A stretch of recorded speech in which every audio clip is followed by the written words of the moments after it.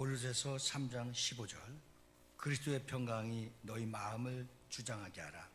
너희는 평강을 위하여 한 몸으로 부르심을 받았나니 너희는 또한 감사하는 자가 되라.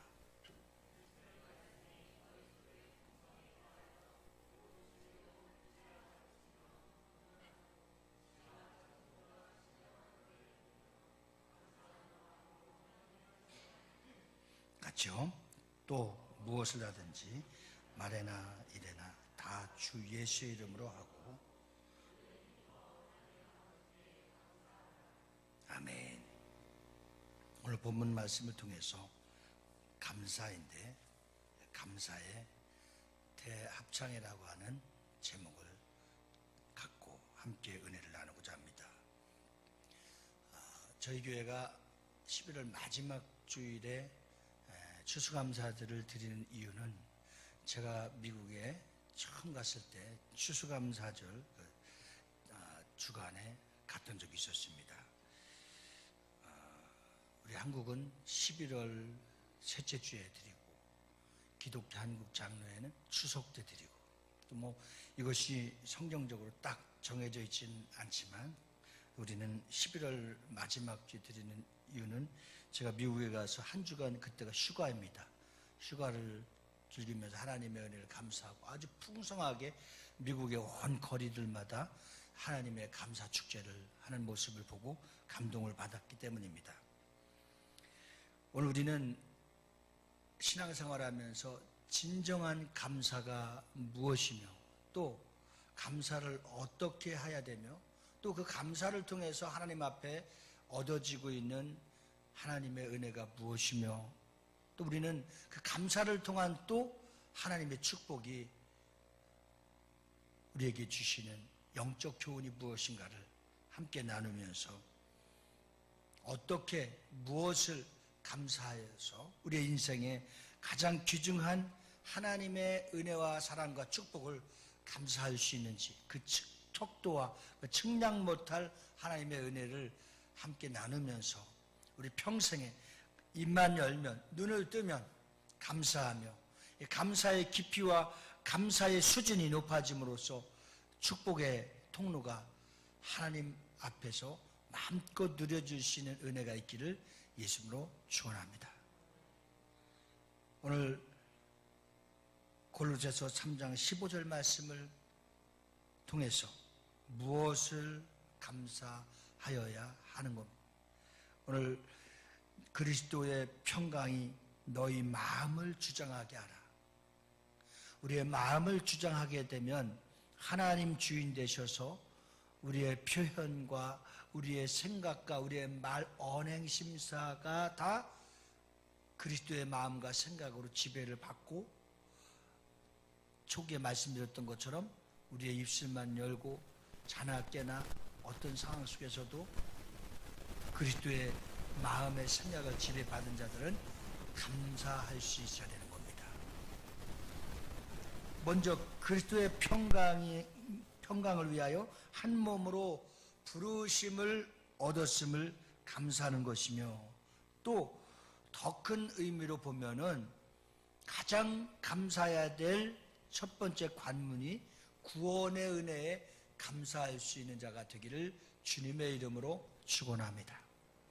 데살로니가 후서 2장 13절 말씀을 보면 하나님께 감사하는 것은 하나님이 처음부터 너희를 택하사 성령에 거룩하게 하심과 진리를 믿음으로 구원을 얻게 하려 하심이니.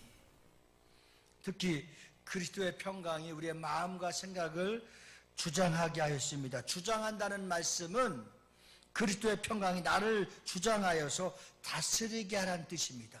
그리스도의 평강이, 그리스도의 은혜가, 그리스도의 말씀이, 그리스도의 능력이 내 영혼을 다스림을 받을 수 있는 것이 은혜인 것입니다. 그러나 우리는 사단에게 빼앗겨서 마음도 빼앗겼고 생각도 빼앗겼고 생활도 빼앗겼고 다 빼앗겨서 마치 종교 생활을 하듯이 이것이 주일날 교회 나오지 않으면 불안하고 교회 나오지 않으면 안 된다고 하는 한 의식에 사로잡혀서 주님 앞에 나와 있다고 한다면 아직도 몸은 여기에 나와 있지만 어둠의 영에 사로잡히고 그 마음을 다 빼앗긴 것입니다. 그런 자들에게는 우리가 정확한 표현을 할 수 없지만 구원받았다라고 하기가 참 어려운 것입니다. 그렇다면 그리스도의 평강이라는 것은 무엇이냐? 먼저 평강이라는 것은 나의 마음에 하나님의 나라가 이루어졌음을 고백해야 되는 겁니다. 여러분들에게 집이 어디입니까 하면 삼산동, 미래타운 이렇게 얘기할 수 있잖아요. 양천구, 신월동 이렇게 말할 수 있잖아요. 금천구, 독산동 이렇게 말할 수 있잖아요. 각자 자신의 집을 말할 수 있듯이 그리스도의 마음의 평강에 지배받았다고 한다면 나는 아버지 집에 거하고 아버지 집에서 사는 하나님의 자녀라고 하는 정확한 입장과 고백이 입으로 시인되어야만이 하나님의 자녀요 마음의 평강이 성령으로 다스림받는 그리스도인이 될 줄로 믿습니다. 그런데 이 구원받은 자의 열매는 성령을 통해서 얻어진다는 사실을 꼭 기억하시기를 주의 이름으로 축원합니다. 갈라디아서 5장 22절 23절의 말씀에 보면 성령의 열매는 분명히 나타나고 있습니다. 성령의 열매가 있습니다. 성령의 열매는 바로 이제 사랑과 희락과 화평과 오래 참음과 자비와 양선과 충성과 그리고 온유와 절제니 이 같은 것을 금지할 법이 없느니라. 마음에 평강으로 가득 차 있거나 성령의 다스림을 받는 자들에게는 항상 금지할 법이 없는데 자연스럽게 물이 흐름과 같이 봄, 여름, 가을, 겨울이 오는 것과 같이 성령의 열매를 거둬야 될 줄 믿습니다. 추수감사절에는 우리가 거둬야 될 것이 있어야 됩니다. 자녀들이 잘 되는 것도 감사고 또 열매입니다. 여러분들이 신앙생활이 한층 더 높아지고 성장하고 성숙해지는 것도 또한 성령의 열매가 될 것입니다. 또한 우리는 그렇게 심고 얻고 몸부림치며 하나님 뜻대로 살기를 원했으나 더 나쁘게 된 것도 또한 우리는 깨닫고 회개하고 하나님의 절대적인 소유와 그분의 간섭하심을 받을 수 있도록 깨닫게 된 것도 성령님의 은혜가 성령님의 열매로 되살아날 수 있는 기회를 가질 수 있기를 주님의 이름으로 축원합니다. 그런데 죄와 사망의 법과 생명의 성령의 법의 열매가 다르다는 것을 우리 정확하게 인지할 수 있어야 됩니다. 로마서 6장 23절은 죄의 삭은 사망이라고 말하고 있습니다. 죄의 삭은 사망임을 믿으십니까? 그러면 그리스도의 평강은 하나님의 나라로 다스림 받을 수 있는 영생을 얻은 자들의 열매인 것도 믿으십니까? 지옥을 믿으십니까? 천국을 믿으십니까? 그러면 죄와 사망의 법에 속해 있는 것과 성령의 생명의 법에 속해 있는 것을 잘 구별할 수 있는 은혜가 성령의 다스림을 받을 수 있는 능력을 소유한 자들인 겁니다. 사랑하는 성도 여러분, 하나님의 은사는 로마서 8장 6절에 뭐라고 말씀하십니까? 하나님의 성령의 생명의 은사는 뭐라고 했냐? 영생이라는 영생.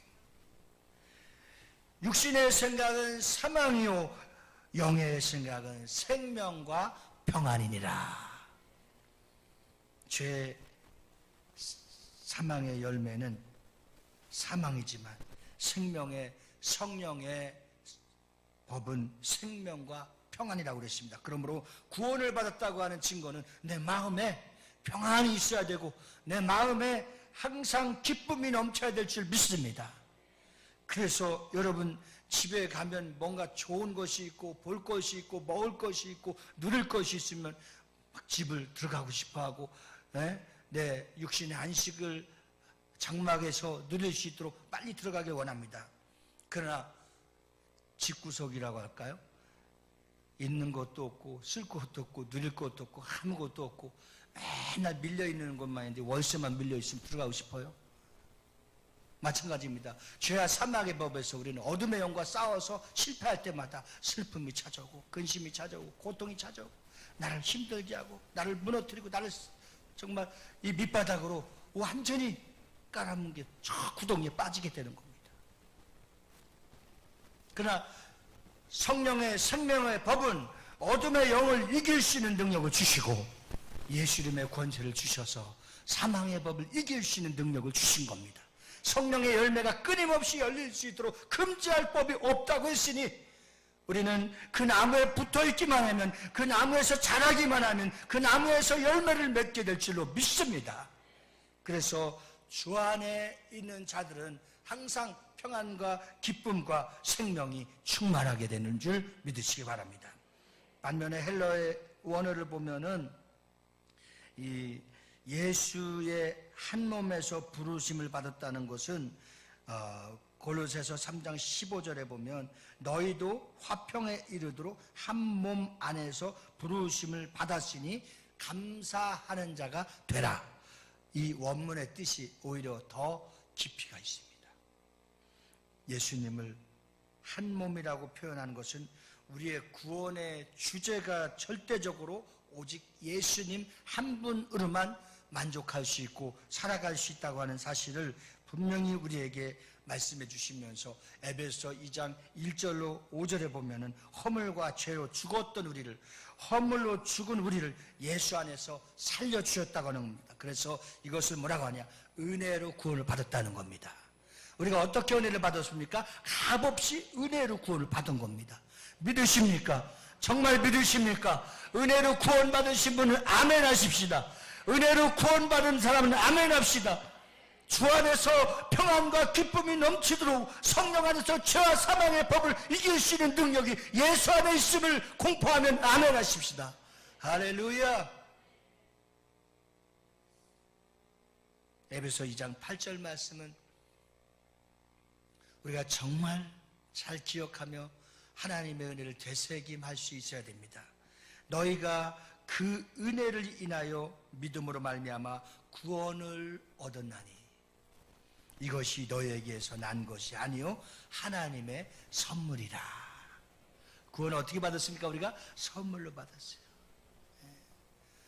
솔직히 여러분이 가장 감동스럽고 또 마음이 기쁘고 행복한 것이 무엇입니까? 선물입니다. 선물. 네. 이게 얼마나 좋은 말씀입니까? 은혜로 구원을 받았다고. 믿음으로 구원은 하나님의 선물인데 구원은 누구 것이야? 내 것인 겁니다. 선물을 내가 받았으면 그 선물이 누구의 것입니까? 그렇죠. 내 것인 겁니다. 이미 구원을 얻었고 이미 구원을 받았고 이 천국을 누릴 수 있도록 우리에게 천국이 여기 있다 저기 있다 돌아다니거나 딴집 움직여 다니는 것이 아니라 천국은 어디냐? 내 마음속에 있는 겁니다. 내 마음속에 약속과 확신을 받고 가는 천국이 이 고난과 역경과 이 광야 같은 세상을 다 통과한 후에 아버지 집에 가는 것인데 그 아버지 집은 갈 수 있도록 우리에게 선물로 주신 것은 단 한 가지 재료를 주었다고 한다면 믿음을 주신 겁니다. 믿음으로 가는 나라 하나님 나라입니다. 그래서 여러분 여기서 첫 번째 고유명사의 번역은 문제가 있습니다. 그래서 두 번째 각 나라와 언어의 문화적인 차이가 번역되어 있는 것도 한계가 있습니다. 자, 오늘 에베소 2장 8절 말씀의 원서로 보면 좀 더 명확하게 나타나고 있습니다. 한글 번역의 성경으로 보면 과정이 없다 그리고 추상적이다는 뜻도 참 많이 섞여져 있는데 자, 원문의 에베소 2장 8절 말씀에 보면 너희가 그 은혜를 인하여 믿음으로 말미암아 꼭 여기에서 단서가 됐죠. 뭐라고? 믿음으로 말미암아. 네. 구원을 얻어나는 이것이 너희에게서 난 것이 아니라 이것은 절대적인 누구의 것이다? 하나님의 것이다. 네. 이거 창조주 하나님의 성부 하나님 아버지의 계획이 딱 들어져 있어요. 자, 그러면 누구로 인하여 우리가 이 선물을 받았느냐? 예수 그리스도. 자, 예수 그리스도로부터 받은 선물이 왜 귀한 것이냐? 택함을 받은 자들을 위해서, 민족을 위해서, 열방을 위해서, 우리 개인을 위해서 그분은 독특한 십자가에 피 흘려 죽으셔야만은 희생이 있었기 때문에 그 선물은 값진 선물인 겁니다. 할렐루야! 우리가 선물을 할 때 마음의 포장도 하고 정말 이분한테 내 정성과 마음을 다하여 드려야 될 선물이 드려야 되는데 어떤 선물을 줄까? 네, 참 선물 줄 때 우리 참 고민하죠.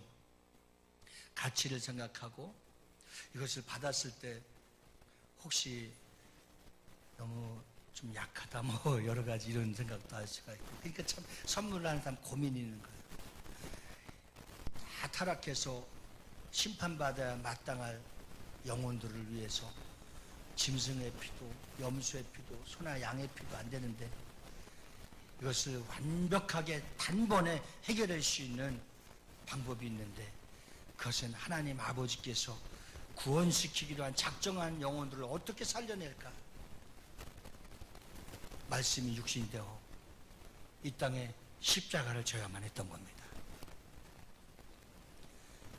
십자가를 지심은 단지 피를 흘리기 위한 것이 아니라 우리가 고통을 받고 있고 어려움을 받고 있는 사망 권세를 이기시고 다시 살아나셔서 부활의 주님으로 나타나셨을 때 불안에 떨고 있었던 제자들에게 가서 내니 안심하라 하면서 그분들을 안심을 주면서 뭐였어요? 평안할지어다. 평안을 주신 거예요. 구원받은 사람들은 평안하고 기쁨이 충만한 겁니다. 오늘 여러분 이렇게 믿음으로 피스티스라는 말은 믿음이라는 건데 피스티스라고 하는 말은 믿음인데 구원을 받는 선물에는 다른 이가 없습니다. 오직 예수 한 분뿐입니다. 우리의 믿음의 대상이 누구? 예수입니다. 예수를 믿는 자들에게 구원을 선물로 받는다는 사실입니다. 예수 그리스도와 또 하나 되는 것, 하나는 죽고 희생, 그것이 믿음입니다. 믿음의 정의는 예수 그리스도와 나와 함께 하는 것인데 나 옛사람 성도여는 십자가에 못 박혀 살아나셔서 부활하신 주님과 내 죄는 다, 내 옛사람은 다 이제 죽고 버리고 그리스도 예수 부활하신 주님과 함께 다시 새 사람의 새로운 피조물의 성전으로 살아났을 때 구원의 역사가 일어나는 겁니다. 여기 말미암아 헬라어로 디아라는 말인데 통과하다. 즉 모든 구원을 얻기 위해서는 뭐가 필요하다? 과정이 필요하다. 그 과정에는 우리 죄와 사망의 법에서 생명의 법으로 해결할 수 있는 유일한 방법은 십자가를 통과해야 되는 겁니다. 그리고 이제 구원받았다고 하는 증표와 확신과 선물을 받은 자들은 이 선물을 확인할 때까지, 아버지 집에 들어갈 때까지, 완벽한 천국 맨션에 들어갈 때까지 우리는 또한 믿음으로 싸워야 되는데 이거 역시 싸워서 이길 수 있도록 구원에 전능하신 이름 예수 이름을 주신 겁니다. 할렐루야! 이 예수 이름을 부르는 자들, 예수 앞에 나오는 자들, 예수 이름 앞에 무릎 꿇는 자들, 예수 이름을 소유하고 그 아들의 권세를 소유한 자들에게는 이 세상을 이길 수 있는, 코로나를 이길 수 있는 능력을 주신 줄 믿으시기 바랍니다. 할렐루야! 우리 주님은, 저와 여러분들이 믿는 주님은 어떤 주님이십니까? 참 좋으신 주님이십니다. 여러분, 예수님은 어떤 예수님이십니까? 참 좋은 예수님이십니다. 그래서 우리는 끝까지 승리할 수 있도록 우리에게 성령을 받고 성령을 받되 충만하게 받으라는 겁니다. 그래서 구원, 헬라어로 소스라는 구원이라는 단어는 바로 우리 예수 그리스도의 삶의 과정을 통해서 가면 내가 옛사람에서 새사람으로 변화된다는, 그래서 새로운 피조물인 겁니다. 아직도 옛사람이 남아있고 옛사람의 모습으로 살아간다면 그는 진정 그리스도인이라고 할 수가 없는 것입니다. 얻었나니, 헬라어로 에이미, 이 구원을 얻었나니, 나의 몸은 변화된 몸을 말하고 있습니다. 그래서 믿음으로 주님과 하나 말미암아 모든 과정에서 통과된 자, 그래서 변화된 몸이 되었다는 것은 그 선물을 뭘로 받았다? 어떻게 받았다? 은혜로 받았다는 거예요. 어떻게 받았다? 믿음으로 받았다는 거예요. 그 과정을 통과한 자들에게 이렇게 하나님의 은혜의 선물을 받은 것입니다. 할렐루야. 이 하나님의 선물의 헬라어로 도른이란 말인데 명사가 주격, 이것은 선물, 희생, 제물, 이 선물을 본인만 가지고 있지 말고 중보자, 중성이라고 하죠. 중보자로서 선물을 나누어 주라. 그래서 희생 제물이 되어라. 전도하기 위해서는, 하나님의 사람을 얻기 위해서는 뭐가 필요합니까? 희생이 필요합니다. 희생. 그것이 뭡니까? 은혜입니다. 은혜는 어떤 것이냐? 갚아야 되는 겁니다. 은혜를 갚는다는 것은 내가 하나님의 말씀을 믿고 따름으로 나의 육신의 생각을 죽이고 버리는 모든 과정을 거쳐서 영의 생각으로 바뀌어 하나님의 온전하신 형상을 입은 자로서 하나님의 선물 자체가 되어 나만 가지고 누리는 것이 아니라 모든 것을 뛰어넘어 전하는 자, 나누는 자, 또 복된 것을 흘러보내는 자로 그 은혜를 갚아갈 때에 하나님이 더 큰 것을 주시는 역사를 준비해 놓으신 겁니다. 여호와의 하나님께서 우리 교회를 통해서 세계 선교를 원하시고 계획하시는 대로 바라고 원하는 대로 흘러보내면 하나님은 그 일을 감당할 수 있도록 더 큰 일을 하실 수 있도록 우리 교회가 멀지 않아서 온전한 헌당 예배를 드릴 수 있도록 하나님이 채워주실 줄 믿습니다. 이것이 뭡니까? 믿음인 겁니다. 이것이 무엇입니까? 은혜인 겁니다. 이것이 무엇입니까? 받은 선물을, 은혜를 갚아가는 자들에게 더 크게 역사하시고 준비해 놓으신 하나님의 놀라운 섭리를 깨달을 수 있기를 예수님으로 축원합니다. 그러면 우리는 그 은혜를 갚고 그 감사의 표현을 언제 할 수 있느냐? 넉넉할 때, 풍성할 때, 다 잘 될 때 하는 것이 아닙니다. 힘들고 어렵고 그럴 때입니다. 우리 대한민국이 경제적인 선진국가의 문턱에 들어가서 이만한 문화와 전 세계적인 정치, 외교, 문화, 스포츠 어떤 것을 가도 한국이 뒤지지 않고 떨어지지 않는 것은 바로 하나님께서 IMF를 잘 통과할 수 있는 은혜가 있었습니다. 우리는 방송을 통해서 금덩어리를 갖고 온 사람을 받고 저금 통장을 터는 사람을 받고 또 이렇게 많은 돈을 내놓으며 그랬지만 그러나 어려운 사람들이 모아진 곳 마치 이슬비가 또랑을 이루고 또랑이 시냇물을 이루고 시냇물이 합쳐져서 이제 강이 되고 강이 합쳐서 큰 바닷물로 흘러가는 것처럼 우리는 작은 것 하나에서 우리는 할 수 없는 그런 어려움 속에서도 하나님의 은혜를 생각하며 하나님께서 우리에게 주신 은혜를 기억하며 그 은혜를 갚아가며 십시일반 함께 나눈다고 한다면 그 나눔이 커져서 풍성해져서 감당할 수 없을도록 부어주는 역사가 우리 비전교회 여러분들의 삶을 통해서 나타날 수 있기를 예수님으로 축원합니다.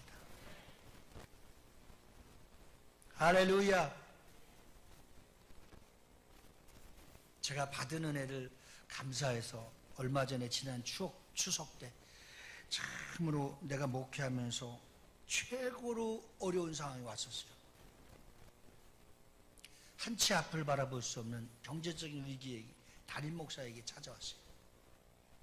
하나님 앞에 강단에 올라와서 낮에 한낮에 아무도 없는 곳에 누구도 들을 수 없도록 아무도 없는 곳에 하나님 앞에 기도했어요. 하나님, 내가 은혜를 받은 사람도 많고 또 저들을 은혜를 줄 수 있는 사람을 내가 많이 있는데 이것을 어떻게 갚아갈까요? 그래서 믿음으로 카드를 끊었더니 한 150만 원 끊었어요. 이번 달에 150만 원 갚을 생각하니까 참 캄캄했었어요. 그런데 주는 자가 복이 있다고. 여러분들에겐 정말 죄송해요. 김 큰 거 줬잖아요. 그렇죠? 네. 그래서 이 150만 원 어떻게 갚아갈까 했더니 참 하나님께서 그 타임 때마다 하나님이 50만 원도 100만 원도 30만 원도 이렇게 쫙 채워주시는 걸 봤어요. 이것이 비단 담임 목사뿐이겠습니까? 어떻게 보면 여러분들이 더 간절할 수 있고 여러분들의 생활에 피부로 느껴지는 것이 더 클 수도 있잖아요. 그래서 저는 확신냈습니다. 내가 없는 가운데서도 갚아야 될 빚을 갚고 나눠야 될 은혜를 나누니까 하나님이 그 필요한 이상으로 다 채워주시는 것을 봤어요. 여러분들의 신앙생활에서도 절대 하나님의 것을 도둑질하지 마십시오. 하나님 앞에 한 해 동안 지켜주신 은혜 배은망덕하지 마십시오. 형식적으로 10,000원, 5,000원, 20,000원 이렇게 하지 마십시오. 비들어서라도 하나님 앞에 추수감사절에 1년 동안 지켜주는 가족, 자녀 모두를 생각해서 정말 풍성할 수 있도록 그렇게 하나님 앞에 갚고 드려지는 은혜가 있기를 예수님으로 축원합니다. 이것이 마치 교회가 어려워서 제가 물질을 강조하는 얘기가 아닙니다. 어려울수록 힘들수록 하나님의 은혜를 값지게 최고로 하나님 앞에 감사의 제사를 드리면 하나님은 그 믿음을 보시고 우리의 필요한 것과 빵꾸난 것과 연약해진 것과 부실한 것도 다 기억하시고 하나님이 하나하나 시간마다 채워주실 줄 믿습니다. 사랑하는 성도 여러분, 우리가 못하는 것은 왜 못합니까? 믿음이 없기 때문에 못하는 겁니다. 하나님의 받은 은혜를 값지지 못하기 때문에 무엇인지 못하는 겁니다. 어떤 사람 덜덜덜덜 떨어. 진동의 은사가 왔어. 무엇을 하나 하자고 하면 그냥 덜덜덜 떨어. 그냥 평생 떨다 가는 거예요. 우리는 믿음은 일을 저지르고 그 일이 하나님의 뜻에 하나님이 기뻐 받으신 일이라고 한다면 하나님 책임져 주실 것을 갖고 믿음으로 나가는 겁니다. 요단강을 밟을 때 보통 믿음입니까? 홍해를 가를 때 보통 믿음입니까? 딱 한 가지입니다. 전능하신 하나님, 우리 민족과 여기까지도 인도해 주신 에베레스트 하나님께서 책임져 주실 것을 믿고 발을 내딛는 겁니다. 한 사람도 죽지 않았습니다. 한 사람도 실패하지 않았습니다. 젖과 흐르는 가나안 땅을 들어갈 때에 그 애굽에 지급했던 것을 생각하는 사람들은 다 제거시킨 겁니다. 오늘 코로나로 인해서 우리의 믿음이 돛대거나 좌우거나 흔들리거나 여기까지 잘 믿어왔던 예수님을 버린다고 한다면 가장 불행한 자들, 불쌍한 자들입니다. 우리는 이 상황 속에 더 우리의 믿음을 돈독하게 세워서 바로 흠없는 사람이 어디 있습니까? 흠을 말하자면 말하는 것마다 실수고 걷는 것마다 실수고 지나오는 것마다 죄악을 살아갈 수 있습니다. 그러나 하나님은 우리에게 영생을 주셨고 평안을 주셨고 기쁨을 주셨고 은혜를 주셔서 그 은혜를 믿고 바라고 나눈 자들에게 끝까지 책임져 주신다는 사실을 꼭 기억하시기를 예수님으로 축원합니다. 두 번째는 우리가 구원에 감사한다고 한다면 어떻게 감사해야 되는가? 오늘 골로새서 3장 16절 말씀에 보면 그리스도의 말씀이 너희 속에 풍성히 거하여 모든 지혜로 피차 가르치며 권면하고 시와 찬미와 신령한 노래를 부르며 마음에 감사함으로 하나님을 찬양하고. 예. 다 할 수 있는 거 아닙니까? 그렇죠? 다 할 수 있죠. 예? 어떻게 감사해야 될 것인가를 오늘 16절 말씀에 구체적으로 주셨습니다. 그래서 한 뜻을 이렇게 한번 그 성경에다 한번 괜찮으니까 볼펜을 한번 써요. 예? 모든 지혜로 피차 가르치며 동그라미, 권면하고 동그라미, 시와 찬미와 신령한 노래를 부르며 동그라미, 그 다음에 마음의 감사함으로 하나님을 찬양하고 동그라미. 자, 구체적으로 우리가 어떻게 해야 될 것인가를 성경은 가르쳐 주셨습니다. 가르쳐 주신 대로 그대로 순종하면 그것이 은혜요 복이 되는 것입니다. 그러면 구원을 주신 하나님을 찬양하라고 하니 이는 삶의 예배인 영적 예배를 드리라는 것입니다. 로마서 12장 1절에 보면 몸을 하나님이 기뻐하시는 거룩한 산 제사로 드리라. 이는 너희의 드릴, 따라서 합시다, 영적 예배. 영적 예배. 우리가 드리는 예배가 어떠한 예배가 되라고요? 신령과 진정으로 드리는 영적인 예배가 돼야 되는 겁니다. 이와 같이 진짜 구원의 확신을 가진 자, 또 우리는 예배이고 또 인격적인 예배를 드려서 하나님과의 만남, 교통, 교제가 이 예배 속에 다 이루어지는 겁니다. 찬양을 드리는 예배가 얼마나 하나님이 기뻐 받으신 예배입니까? 또 교회를 대표해서 드리는 기도가 얼마나 공동 예배가 기도가 중요한 것입니까?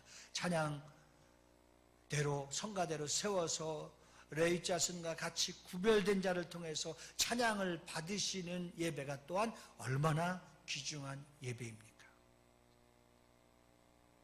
오늘 여러분이 가능하다고 한다면 즉흥적으로 말씀드려서 죄송하다고 말씀드립니다.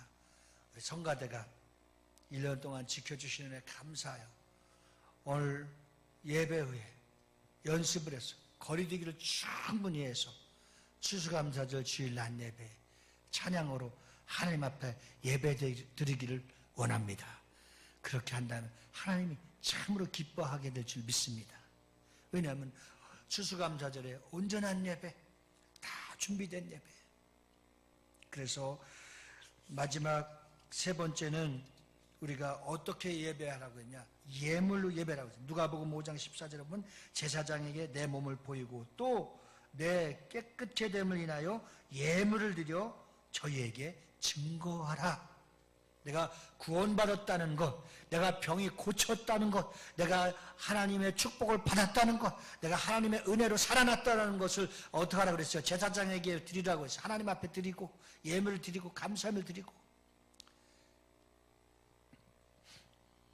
참 목회하다 보면 어떤 무슨 일이 별일이 다 보게 되고 그때마다 감동받을 때가 있습니다. 실망한 것은 다 잊어버리고 감동된 것이 있습니다. 근데 그 감동 속에서 하나님이 일하시는 것을 보게 됩니다. 한 분은 사형 선고를 받았는데 하나님 앞에 함께 기도하고 열심히 성경 공부를 해서 살아났어요. 내가 암 걸려갖고 이 돈을 다 쓰게 된다고 한다면 1,000만 원, 2,000만 원, 3,000만 원을 하나님 앞에 병원에 드려야 되는데 내 정말 죄송하고 부끄럽지만 거기에 대한 10의 1조 내가 하나님 앞에 감사헌금을 드려야겠습니다. 믿음으로 드린 사람이더라고요. 3,000만 원 들어갈 건데 참 하나님 앞에는 더 드려야 되는데 그렇지 못한 참 나의 믿음 없는 것을 부끄럽게 생각하라고 하면서 300만 원을 드리면서 치유함을 받은 것에 감사한 사람을 봤어요. 우리 교회 수두룩했어요. 많았어요. 우리 신림동에서 내가 목회할 때 병고침 받아서 하나님 앞에 감사한 분들이 참 많았어요. 지금 25, 6년, 4, 5년이 지난 오늘날에도 그런 감사를 볼 수가 없어요.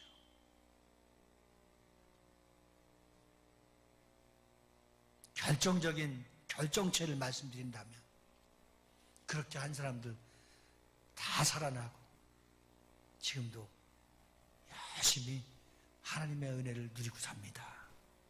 중요한 증표는 이겁니다. 하나님의 은혜를 정말 너무 값없이 가볍게 사는 사람들은 인생도 가볍게 살고 그렇게 사는 겁니다. 초대교회 성도들은 하나님이 주신 은혜가 너무나 커서 자신의 가진 모든 것을 다 하나님 앞에 드렸습니다. 사도행전 4장 33절 35절에 보면 예수의 부활을 증거하니 우리 무리가 큰 은혜를 얻어 여기서 하나님 앞에 은혜 받은 밭과 집과 모든 걸 다 팔아서 사도들 앞에 두니 그래서 어려운 사람, 가난한 사람, 병든 사람, 고통스러운 사람 이런 사람들에게 다 어떻게 했어요? 나눠줬다 이거예요. 여러분들은 절대 이렇게는 하지 마시기 바랍니다. 드릴 것도 없으니까. 그러나 우리가 말씀드린 것은 구원의 은혜 감사, 작은 것에 감사, 우리가 최선을 다해서 감사하여 하나님을 기쁘시게 하여서 하나님의 은혜가 넘치는 역사가 일어나기를 예수님으로 축원합니다. 느헤미야도 종교개혁을 일으킬 때에 하나님의 첫 열매와 11조를 드리면서 하나님의 전을 지키게 하였습니다. 느헤미야서 10장 35절, 30절, 39절에 보면 해마다 첫 열매를 여호와 전에 드리기로 하였고 37절에 보면 또 11조를 레위 사람들에게 주리라 하였나니 39절에 보니까 그리하여 하나님의 전에 버리지 아니하리라. 하나님이 책임져 주셨다는 것.